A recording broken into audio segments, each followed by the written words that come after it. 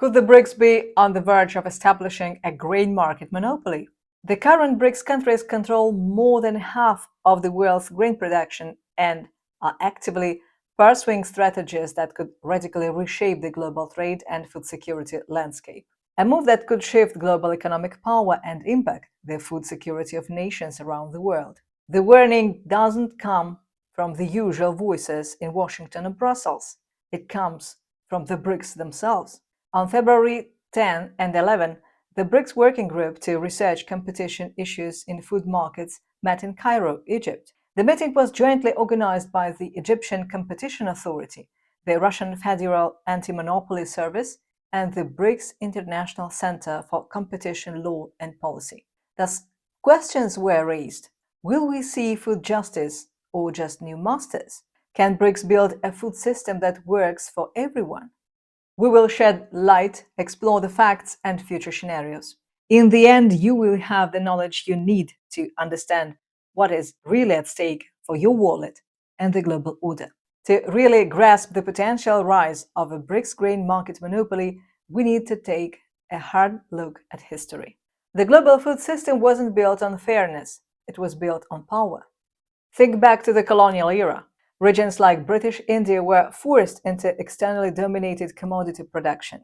This created a lasting legacy where developing countries became overly dependent on exporting just few agricultural products. That dependence made them extremely vulnerable to global market fluctuations and political pressures. The 20th century witnessed the ascent of massive agribusinesses like Cargill and ADM. These companies, along with others, began to exert increasing control over global supply chains, from seeds and fertilizers to processing and distribution. Adding another layer of complexity, agricultural markets became increasingly financialized. Commodities like wheat and corn weren't just being traded for their actual value as food, but also as financial assets. This trend really took off in the 80s with the expansion of financial markets and the rise of digital technologies. Fast forward to more recent times, and we see a wave of mega mergers like Bayer Monsanto. These mergers concentrated power in the hands of fewer companies, especially in agrochemicals and seeds. This reduced competition and gave mega corporations more influence over farmers and food production. Historically, governments played a much more direct role in food markets, using interventions like subsidies and price regulations. This contrasts sharply with the hands-off approach often seen in the digital marketplace. That shift in regulatory philosophy allowed concentration to occur in the food value chains.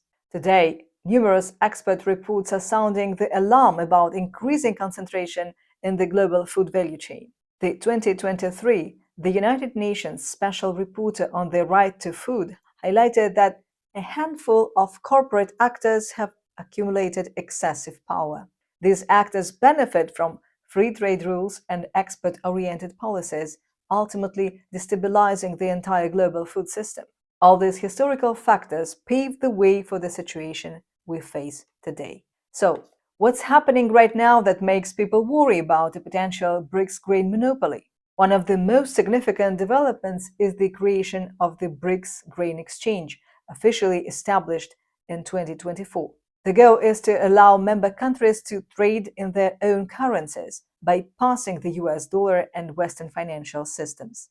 Proponents like Russian agricultural experts believe this could significantly boost the economic independence of BRICS nations.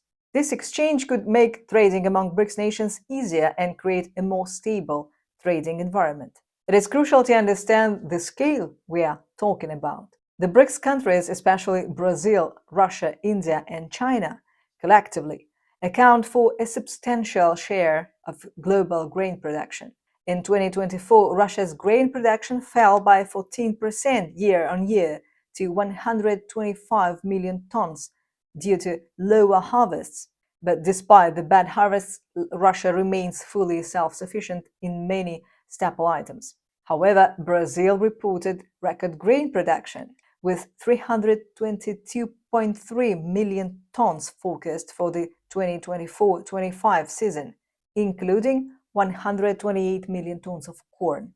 China's grain output in 2024 also hit a record, 706.5 million tons, up 1.6% from 2023.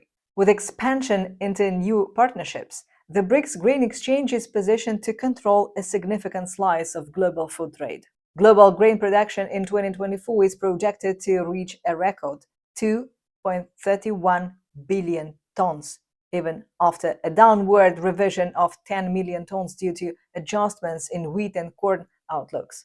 Some analysts in the West worry that BRICS could act like OPEC, controlling grain prices by coordinating production.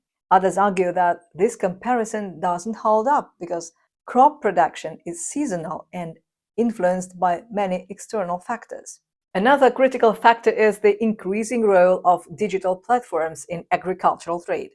While digitalization can create new opportunities, it also risks concentrating power further in the hands of major tech platforms and agro holdings.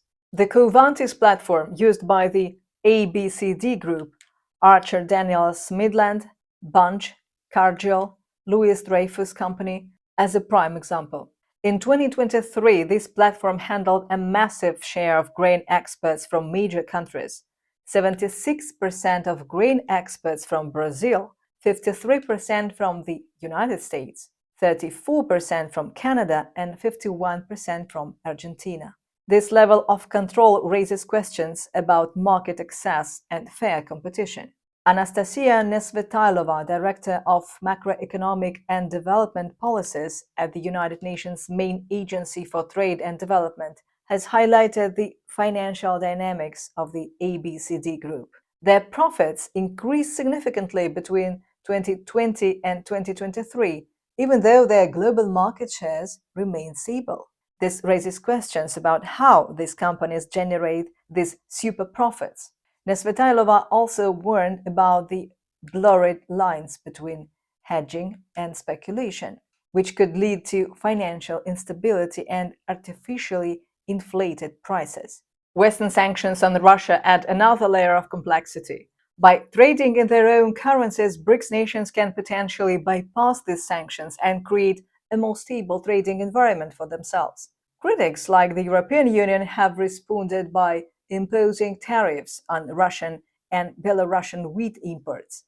To understand what might happen next, we need to identify the key players and their motivations. BRICS nations aim to reduce reliance on Western financial institutions, strengthen food security, and increase their global trade influence. The ABCD Group, meanwhile, is invested in maintaining its market share and influence, leveraging vast infrastructure and established relationships. Western nations, especially the United States, want to maintain the dominance of their currencies and protect their agricultural exports. Since 2019, the US has had trade deficits in agriculture for 4 out of 6 years, a major shift from its historical role as an agricultural powerhouse. Small farmers are the most vulnerable players, concerned about fair pricing, market access, and potential exploitation by large corporations. Consumers ultimately want stable, affordable, and safe food supplies. Price volatility and supply chain disruptions can directly affect their lives. These stakeholders have deeply competing interests. The BRICS countries are working on alternative payment systems to bypass Western-dominated SWIFT network and mitigate the risk of unilateral sanctions. China, Brazil, Russia, and India already have agreements to trade using their own currencies. This directly challenges the existing financial order. Trade patterns are also shifting. China, a major food importer, has recently cancelled massive wheat orders from the US and Australia, turning more to BRICS partners like Brazil. The rise of BRICS challenges traditional development models. By moving away from the Washington consensus, BRICS encourages other emerging economies to develop their own agricultural sectors. This could enhance their food security. Alexei Ivanov, director of the BRICS Competition Center, stressed that BRICS nations, which produce over 50% of the world's key grains, have a responsibility. They must counter food market monopolization and promote fair, sustainable global grain supply chains. This raises a fundamental question. Will the BRICS Grain Exchange promote fair competition or create a new monopoly? Predicting the future is difficult, but we can outline a few possible scenarios. If the BRICS Grain Exchange succeeds and coordinates agricultural policy, the bloc could gain significant control over global grain markets. This could lead to price manipulation, hurting consumers in other countries.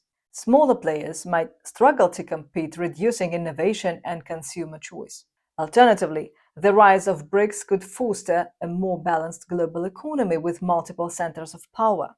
This could boost competition and innovation in agricultural trade. However, Western nations could respond aggressively with tariffs and protectionist measures.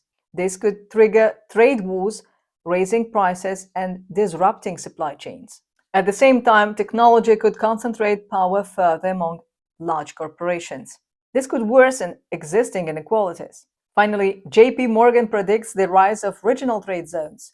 Separate economic and financial blocs could reshape trade, geopolitics, and agriculture. The future is uncertain, but the coming years will shape the global food system for decades. BRICS is undeniably reshaping the global food landscape. So, will this create a fairer food system or a new monopoly? How should policymakers, businesses, and consumers respond? What can be done to build a more equitable, resilient food system for all? Share your thoughts below and subscribe for more analysis. Thanks for watching.